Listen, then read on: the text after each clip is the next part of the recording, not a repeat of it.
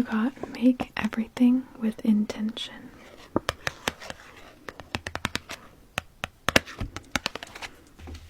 If you picked the middle card,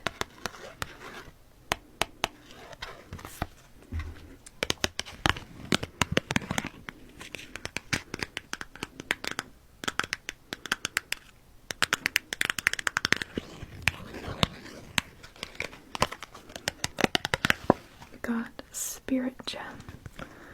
What do you actually genuinely enjoy doing, even if it doesn't seem to have like a particular end goal or it doesn't make sense to anyone else?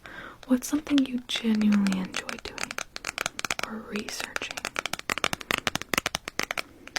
Spend more time on that this week, okay? If you picked the last card,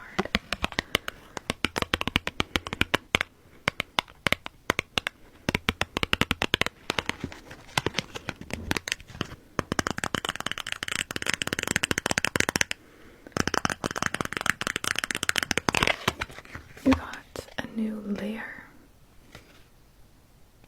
So that's exciting. A new layer is about to uncover itself. So if something hasn't quite been making sense, it's about to.